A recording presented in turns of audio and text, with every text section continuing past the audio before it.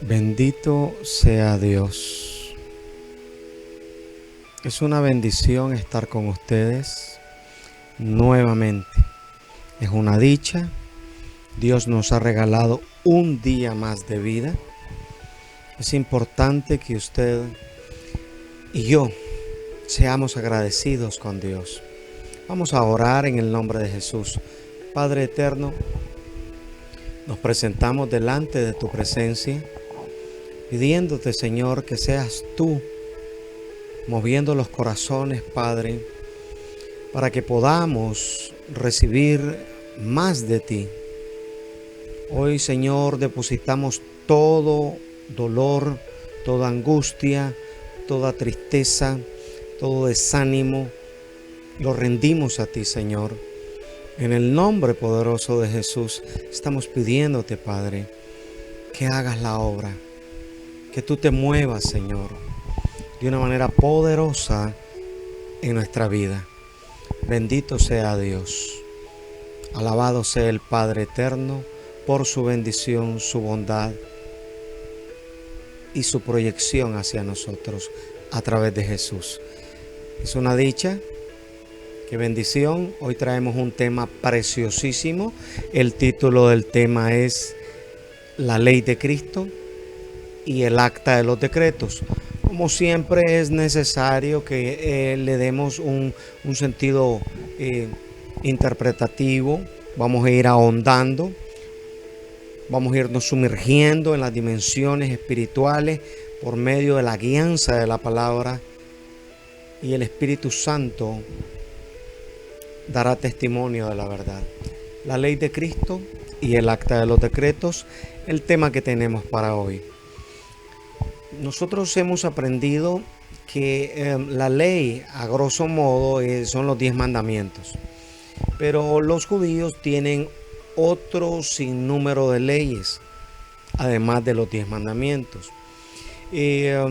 Tomás de Aquino empezó a incursionar dándole clasificaciones a esta ley a nivel general. Uno que le dio una profundidad en perfeccionamiento fue Calvino. Calvino era teólogo y era abogado, y dividió la ley que Dios le entregó a Moisés en 3 fragmentos o 3 partes que componen la unidad. Una es la ley ceremonial, la otra es la ley civil y la otra es la ley moral. El propósito de la ley y sus 3 razones para los judíos era que le adoraran de acuerdo a lo establecido, sacrificios presentados en el altar, sacrificios que permitían tapar los pecados y que daban testimonio al pueblo con su relación con aquel Dios que los liberó de Egipto. Está la ley civil, que es el comportamiento que debe de tener la nación santa, el pueblo de Israel, para con los demás pueblos. Un distintivo era la circuncisión. Un distintivo era no comer carne de animal inmundo. Señalamos el cerdo para que tenga una idea. Esa es la ley civil. Compromiso con Dios. Y también aprender a vivir los unos con los otros. Aprender a respetarse unos entre otros. Esa es la ley moral, de la cual se le llama el decálogo. La única ley que sigue en vigencia para nosotros los cristianos hasta que haya una renovación de un cielo nuevo y una nueva tierra es el Decálogo o los 10 mandamientos, donde los primeros 4 mandamientos son verticales y los otros 6 mandamientos son horizontales. Quiere decir que sin base no hay estructura. La base fundamental de su cumplimiento es el amor vertical hacia Dios, amando a Dios por encima de cualquier cosa, y horizontal hacia el prójimo, respetando su derecho, su integridad y su calidad como persona.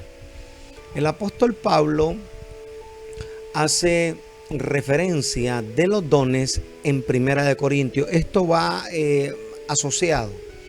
1 Corintios 12 habla de los dones espirituales y él cierra en el verso 31 del capítulo 12 de 1 Corintios, cierra con: ahora os mostraré un camino más excelente, más extraordinario.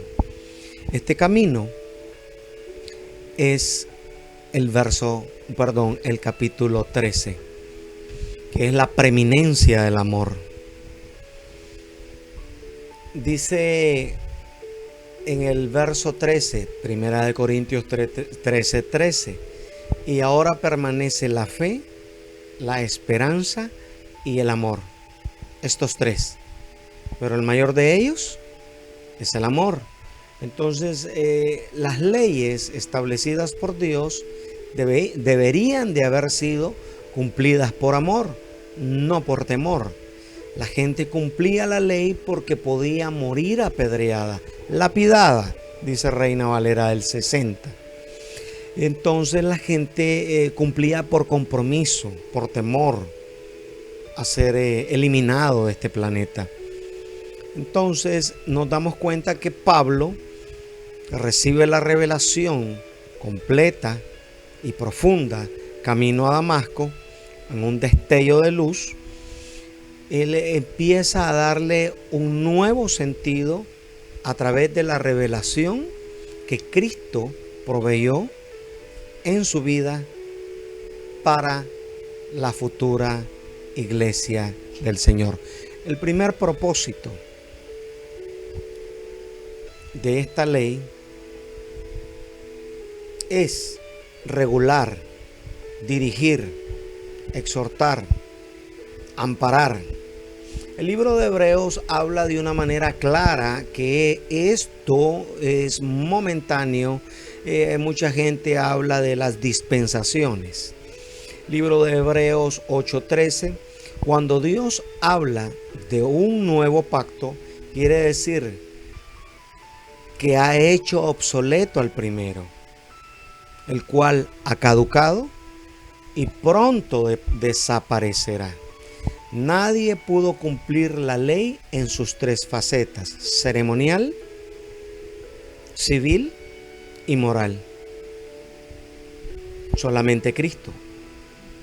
Al darse el cumplimiento, se nos delega permanecer en Él. ¿Qué quiere decir eso de permanecer en Él? Juan 15:5, Jesús lo explica de una manera preciosísima para que nosotros tengamos un sentido claro de esta realidad. Alabado sea el Señor. Lo dice: yo soy la vid verdadera, vosotros los pámpanos. El que permanece en mí y yo en él, este lleva mucho fruto, porque separados de mí, nada podéis hacer. El propósito principal, reafirmamos, el propósito principal de la ley era moldear, educar al pueblo de Dios, como el ayo, que aparece también como revelación del apóstol Pablo, tratando de explicar a profundidad el objetivo de la ley entregada a los judíos, y Gálatas capítulo 3 habla acerca del ayo, para que alcancen madurez espiritual. Y algo similar sucede cuando una nueva criatura nace en Cristo, vive bajo el ayo, bajo los primeros rudimentos, y se le pide madurar para alcanzar una medida que es la estatura a la que Cristo nos llamó. Entonces,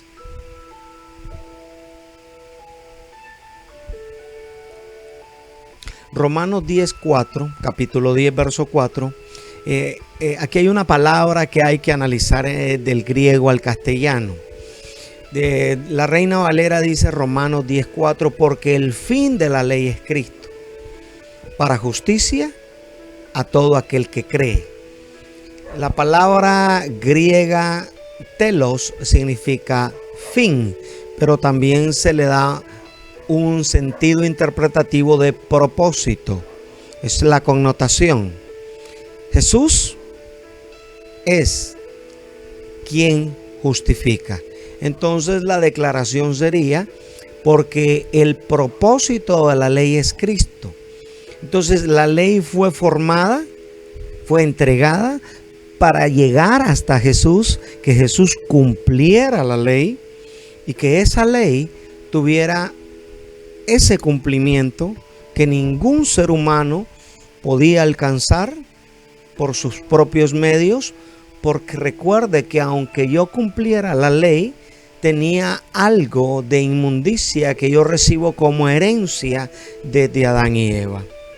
Entonces no tengo una santidad. Yo pude haber cumplido la ley, conjeturemos, pude haber cumplido la ley, pero no pude pagar por mis pecados, porque yo no nací limpio, puro y sin mancha. Todo niño que nace, nace en pecado. Así que en el nombre de Jesús es que hay perdón de pecados. A través del sacrificio santo de su vida y entregada en la cruz, es que hay perdón de pecados. Bendito sea Dios. Entonces la palabra fin de la ley es Cristo. También podría leerse en algunas otras versiones, porque el propósito de la ley es Cristo. Entonces Dios entrega la ley a Moisés para que Moisés la lleve a ejecución o a cumplimiento para el pueblo de Dios, esperando la promesa de aquel que iba a ser el Mesías. Bendito sea Dios, porque el propósito de los sacrificios, la ley ceremonial, era alcanzar su fin. Cristo, el Cordero puro y sin mancha, que se le pedía en los requerimientos ceremoniales de la ley a Moisés, a los sacerdotes. Jesús cumple con eso. El Cordero puro y sin mancha, Cristo, el sacrificio propicio por nuestros pecados. Y el propósito de guardarlos puros a los judíos en la ley civil era para garantizar el nacimiento de Jesús bajo estas costumbres, y que Jesús mismo cumpliera esta ley, tanto ceremonial como civil, para hacer de los dos pueblos uno solo. Dice Colosenses 3:11, una renovación en la cual no hay distinción entre griego y judío, circunciso e incircunciso, bárbaro, escita, esclavo o libre, sino que Cristo es todo y en todos. Nosotros en Cristo no tenemos necesidad de sacrificios y de circuncisión, porque Cristo es nuestro sacrificio y nuestra circuncisión ante el Padre eterno. Solamente Dios tiene la autoridad para reinterpretar, reformar y ampliar la ley.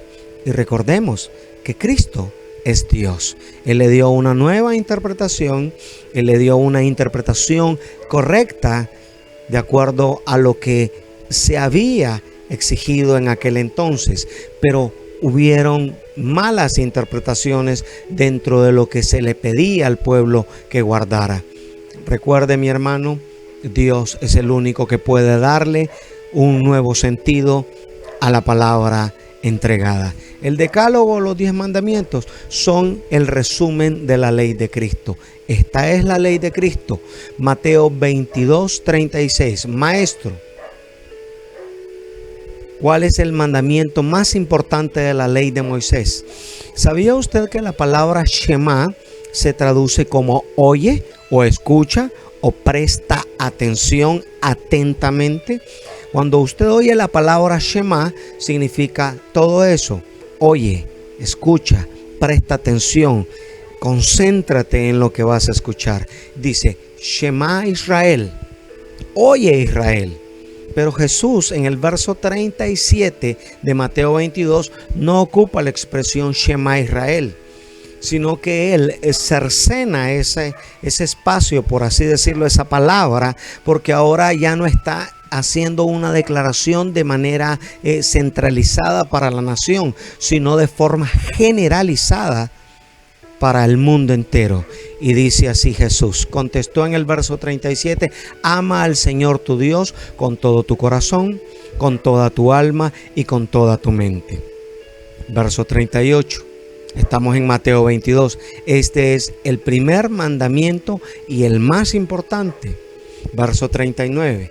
Hay un segundo mandamiento que es igualmente importante. Ama a tu prójimo como a ti mismo.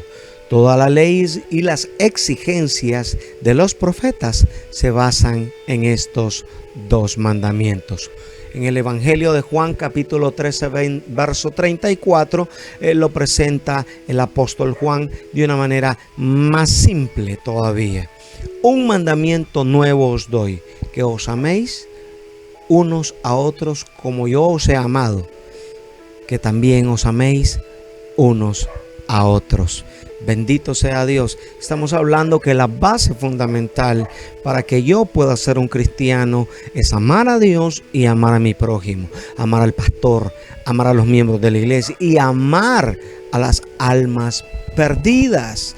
Porque ¿de qué me sirve tener unción? ¿De qué me sirve tener llenura? ¿De qué me sirve tener palabra revelada? Una palabra deliciosa al alma si no estoy atrayendo a aquellos que se han extraviado de la verdad. ¿Qué es lo que se clavó en la cruz? Porque recuerde que se habla de que el acta de los decretos. Recordemos que estamos hablando de dos mandamientos, terrenal y espiritual. En lo terrenal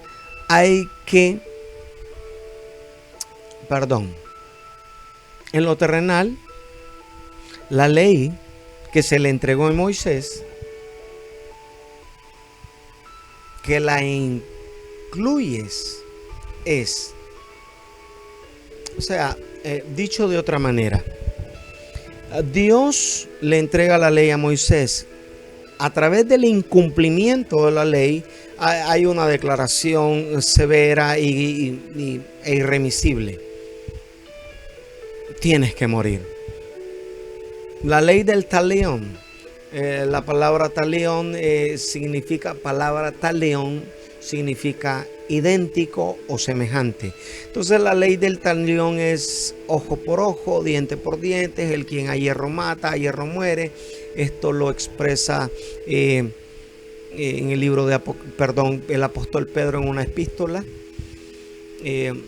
si no estoy mal. Entonces la ley del talión es, tú mataste, tienes que morir. Tú robaste, se te quita algo similar a lo que has robado.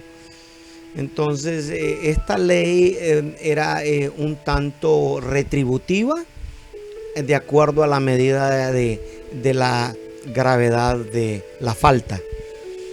En el plano espiritual, los demonios exigen a Dios, por así decirlo. Ellos demandan a Dios que su santidad y su palabra tenga un cumplimiento real. Entonces los demonios exigen a Dios, vuelvo a repetir, por así decirlo, que Dios cumpla con lo que Él ha establecido. El libro de Ezequiel dice, capítulo 18, verso 4, he aquí, todas las almas son mías, tanto el alma del padre como el alma del Hijo, son mías. El alma que peque, esa morirá. Ese era principalmente el estandarte que los demonios llevaban como una justificación ante el Padre Eterno por la falta de cualquier ser humano conocedor de la ley. Pablo, habiendo recibido la revelación de las profundidades de la grandeza de la obra de Cristo en la cruz, dice en Romanos 6:23, porque la paga del pecado es muerte, pero la dádiva, el regalo que tú recibes de Dios es vida eterna en Cristo. No es únicamente por Cristo, no es a través de Cristo, sino que también es permaneciendo en Cristo que tú alcanzas el perdón de tus pecados y la dádiva de la vida eterna. En Cristo Jesús, nuestro Señor. Romanos 6:23. Por eso Jesús le dijo a la adúltera, la mujer que hallaron en pecado, después de que se fueron todos, se puso nuevamente en pie Jesús y le dijo, ¿dónde están los que te acusan? Yo no te acuso.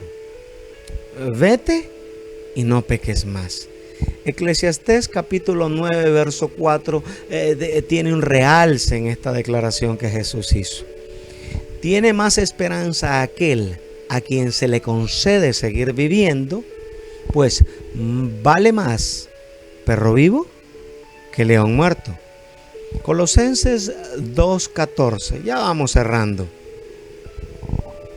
Dice, anulando el acta de los decretos que había contra nosotros, que nos era contraria, quitándola de en medio y clavándola en la cruz. Oiga bien, ¿qué fue clavado en la cruz? Algunos dicen nuestros pecados. No, hermano, nuestros pecados fueron perdonados a través de la sangre.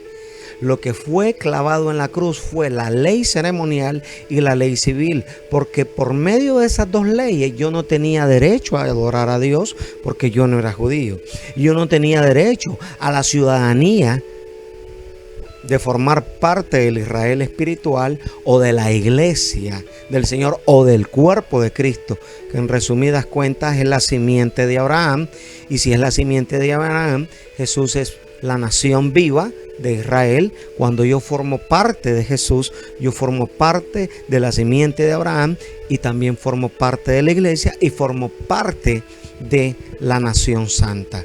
Entonces, la ley ceremonial ya no tiene validez para mí porque yo formo parte de Cristo. Soy parte del cuerpo de Cristo, asistiendo a una iglesia, perseverando en la iglesia, formando parte de la iglesia. Yo formo parte del cuerpo de Cristo.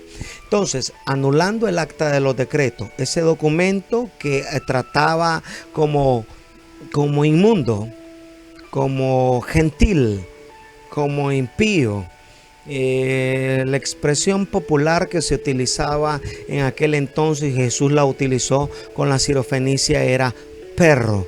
Tienes alma, tienes conciencia, tienes sentimientos, pero no tienes ley que te domine. Por eso Jesús le dijo, no es lícito dar a la gente que no tiene ley o a los perros o a los perrillos pan de los hijos. Entonces, cuando tú formas parte de la iglesia, cuando tú recibes a Cristo como Señor y Salvador, el acta de los decretos que exigía muerte, que exigía que tú no tenías comunión con Dios, que exigía a través de los documentos entregados a Moisés que tú no podías salvarte, Cristo ha quitado, ha anulado esa acta de los decretos que era contraria a nosotros. ¿Sí?